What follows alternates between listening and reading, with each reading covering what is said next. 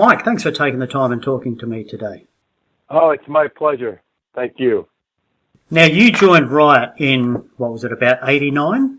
Yes, 1989, actually in November, is when I auditioned with Mark. Mark was looking for a guitar player to add to the band for the upcoming and the first time to Japan tour for the, in support of Thundersteel. Were you a fan of the band before you joined? Oh yeah, I was playing Riot songs with my cover band, and it was an honor.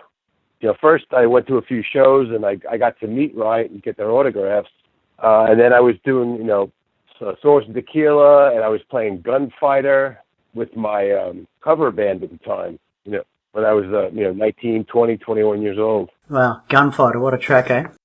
Oh, that was one of my favorite Red Forrester era songs. Yeah. I was always a big fan of the Red Forrester era. Actually, I got into a lot of arguments with other people with they were Guy fans, but I was always a Red Forrester fan. Anyway. Oh, yeah, there's so many people that go, Guy's the best, Rhett's the best, and Tony Moore's the best, and Mike DeMeo. It's, people are very passionate about which era they love the most. So I love them all equally. Honestly, I do. Explain for us, for the uninitiated, how Riot V came about. Well, after the death of Mark Reale, we really didn't think there was going to be a Riot. I personally thought that there is no Riot without Mark Reale. So for the first year after, I just, didn't do anything with the music, or I wasn't even a thought in my mind. But I was taking care of Mark's father, which I still am, Mr. Tony Reale. He was 90 years old now. Wow. And he just said to me, Mike, he goes, I wish you can keep the band going. He says, if Mark was here, he would want that. And he said, I don't want the music to die. If you guys go out there and continue to play Mark's music, the people will never forget him, and you'll keep the music alive. That's really his exact words. And I said, I don't know if we can do it. Meanwhile, Donnie Van Staven was just writing music, and he just kept on writing songs over and over, and in that year he wrote a lot of songs, 8 of which were on Unleash the Fire. So we were lucky enough to find Todd Michael Hall, and one of the things Mr. Reale asks of us, he goes, maybe you could just change the name slightly as respect for Mark. So I said, of course.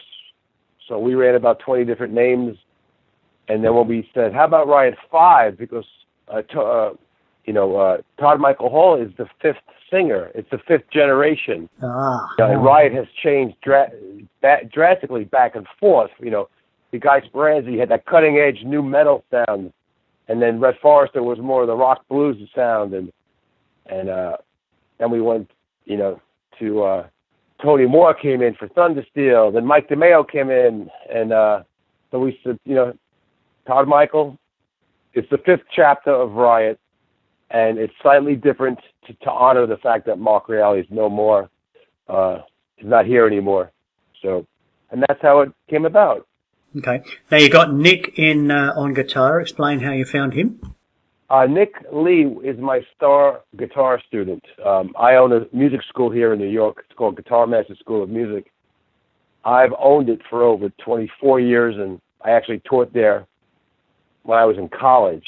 And Nick Lee came to me, I guess he was 7 or 8 years old, and I taught him up till he was, I think, 17 years old. And throughout my career with Riot, as he got better and better, I would teach him some Riot songs and some Riot solos, and when Mark passed away and we decided to move on, we put the word out there that we were going to do it, and there were a couple of guitar players, which I won't name, that are semi-popular, and when I said, no, we have to keep this in the family, to assemble the band, it was Donnie and I.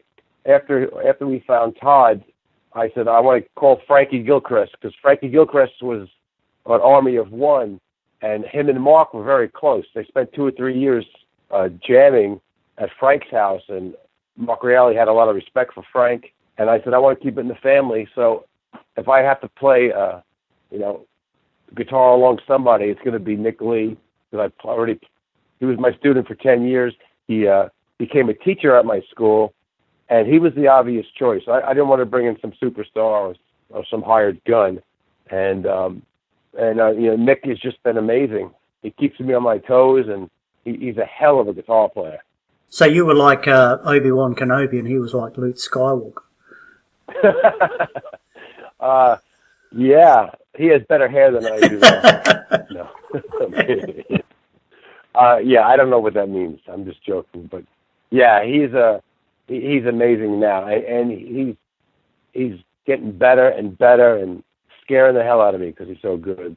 Now tell me about Unleash the Fire. Now that was the first album without Mark.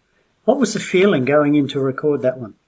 It was a lot of emotions, a lot of tears, a lot of first of all, can we do this? After we decided to move on with Riot, and we changed the name to Riot V, we decided to do a few shows. So we went to Europe, we went to Italy. I think our first show was in Italy, and we said, okay, let's see how the fans react. And the fans were great. They accepted us, and we did a couple of bigger festivals in front of thousands of people, and they loved the show. So then the next step after that is let's make an album. As I said, Donnie already had a bunch of songs. The songs I contributed came a little later because again, for the first year I was just hanging out, not really thinking about it. So I had to get my ass in gear, and I wrote some songs, and we said this is going to be in honor, a tribute to Mark Reale. So a lot of the words, a lot of the songs, you can hear a lot of the lyrical content was, taken from, old Riot songs, Shine On, and you can hear words, and we have a song about, Johnny's back, and we kind of did the whole album for Mark, and we slaved over it. We had to make sure every song was good. Every song would live up to the Riot name, because we didn't want to put out anything that was subpar. It had to be good, so we made sure that the guitar solos were perfect, and every song, to be a single by itself. That's what we tried to do. Yeah. And I'm glad people accepted the record. Okay. Further down the road now, we're coming to a new album just about to be released. It's called Armour of Light. How did the band go with this one? Settled in a lot more, obviously? Yeah, this one we had a little steam because over the last 3-4 years, we have played a lot of shows. We've done tours by ourselves in clubs. We did a lot of the major festivals in Europe, Japan. We've played in front of thousands of people. Actually, in Spain, we played along Judas Priest. That was a highlight for us. They finished their set in 5 minutes. 5 minutes later, we followed. It was the only time we opened the set with Thundersteel, because they just finished with Living After Midnight, and there was 2 stages next to each other, and there was 5 minutes in between. So they played, they ended, and we came out and started our show with Thundersteel, and awesome. It went over the crowd. So yeah, we had a lot of steam. It's a lot different after you've been on the road for a few years. So this album, I don't know if you heard it yet, but yes, I have. I love it. Oh, thank you very much. It's fast, it's heavy, it's powerful, and we really came out. We wanted to make it hard and heavy, and I think hopefully everybody likes it, and I think we achieved it. Yeah. I do like it. There's 12 hard and heavy songs. Some of them are pretty relentless, actually. It's pretty full on. Todd's voice, just amazing. Yeah, I've said it before, and it might sound corny, but Riot's always been cursed. We've always said, the Riot curse, the management. They always, before I was in the band, they got screwed. They could never catch a break, and the one break I think for Riot, or one of the biggest breaks ever, is finding Todd Michael Hall. Donnie and I, joke around. I think it's Mark Reale in heaven. He's our angel. He sent us Todd Michael Hall, to keep on going. And I couldn't imagine the band without him now, because not only is he a great singer, he's a great person. He's a great guy. He's very helpful with the business, and he can sound like all the other singers too. He could sing Guy Speranza and Les Forrester and Mike DeMeo, and and obviously he could sing like Tony Moore. Hmm. So we really got lucky with him. I got to say, it's one of the biggest breaks that we ever got with Riot. Hmm. Now, all of the tracks on the album could transfer pretty easily to a live setting. Now, do you record like that with that in mind? Are you conscious of that, or is it just how it turns out sometimes? Well, that's funny because, I don't think about that, but Donnie Van Staveren always says, this is going to be a live track. This is a live track. Yeah. He always insists on it's got to be a live track instead of just a studio thing. Yeah. For the songs I write, I just try and come up with melodic ideas and I guess in the back of my mind I can picture them all being played live, but when you come to a Riot show, it's hard to throw mid-tempo songs in there because it's a brutal set and it's one after the other. And that's kind of like, I think, why we front-loaded this record. If you notice, the front of this album is hard and heavy. Yes, I did notice that. Yeah, of course, right? And towards the end, then we have some mid-tempo stuff.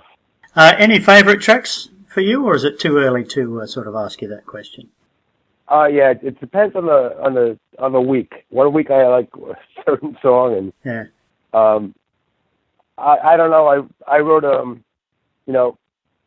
song for Mark, just not the lyrics, but there's a song called Ready to Shine, which is very different from the rest of the album. Yep. I wrote that, for Mark. Mark loved the Thin Lizzy, the dual guitars. Mm-hmm. He loved the songs in 3/4 time. And, so I set out to write that for him. I thought it was something, I said, what would Mark write? Let me get a 3/4 shuffle in there. And it's a little softer than the other tracks, but I wrote the music for him. And San Antonio, actually Frank, our drummer, wrote the lyrics for that. And we picked San Antonio because Mark, he grew up in Brooklyn, but he loved going to San Antonio. And we had a big response in San Antonio, Texas, back in the early days. For some reason, one of the radio DJs picked up, Rock City and was playing it. So, out of anywhere in the States, in San Antonio was the place where Riot was the most popular. Yeah, okay. And so that's a dedication to him and his history with San Antonio. And, Mark Reale, he's buried in San Antonio. So. Oh, right. Okay. That song's for him. That's one of my favorites too. And Mark actually wrote the riff for that song. That's actually a lot of that music is leftover music from the Immortal Soul sessions from 2008, 2009. Okay. So that's a leftover song, and you'll see if you look at the credits, it says Mark Reale on it. Besides Donnie and I and Frankie. Okay. New album, Armour of Light, coming out April 27. What happens next for Riot? You're going Riot 5. Are you going out on the road straight away? Are you out on the road now? No, we are not on the road now. We are just planning some stuff. We'll go to Europe in the end of July for about 3 weeks.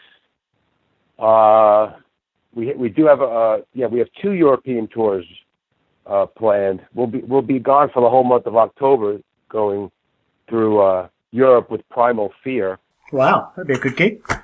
And it looks like we'll be back in Japan. It's not confirmed, but it's so I won't say the date yet. But we'll be back at a festival in Japan.